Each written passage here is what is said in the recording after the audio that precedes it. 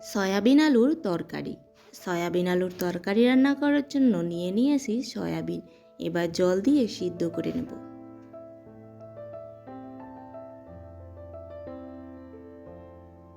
সিদ্ধ করা হয়ে গেছে, এবার নামিয়ে ঠান্ডা করে নেব। এবার দিয়ে দেব লেবু। অনেক সময় দেখা যায় সয়াবিন থেকে একটা গন্ধ আসে, লেবু দিলে আর গন্ধ আসবে না। লেবু দিয়ে পরিষ্কার করে ধুয়ে নেব। এবার সয়াবিন আর আলুগুলো ভেজে নেব।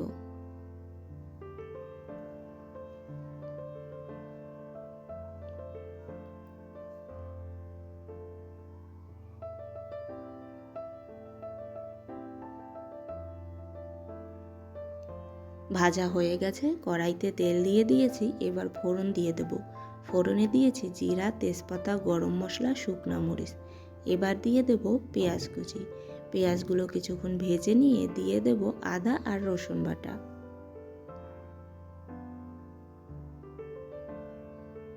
এবার সব কিছু আরও কিছুক্ষণ ভেজে নিয়ে দিয়ে দেব গুঁড়ো মশলা, হলুদ গুঁড়ো, মরিচ গুঁড়ো, জিরার গুঁড়ো, ধনিয়ার গুঁড়ো আর পরিমাণ মতো লবণ। এবার একটু জল দিয়ে মশলাগুলো কষিয়ে নেব।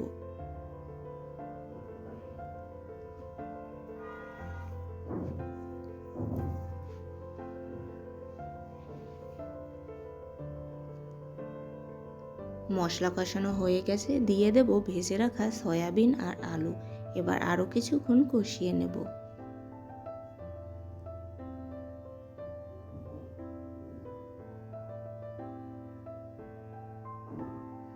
কষানো হয়ে গেছে, দিয়ে দেব ঝোলের জন্য জল। এবার রান্না করে নেব।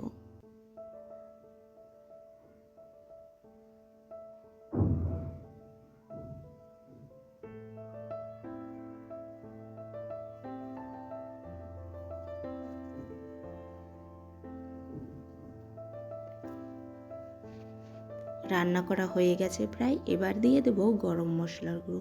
এবার সব কিছু মিশিয়ে নামিয়ে নিলেই হয়ে যাবে সয়াবিন আলুর তরকারি।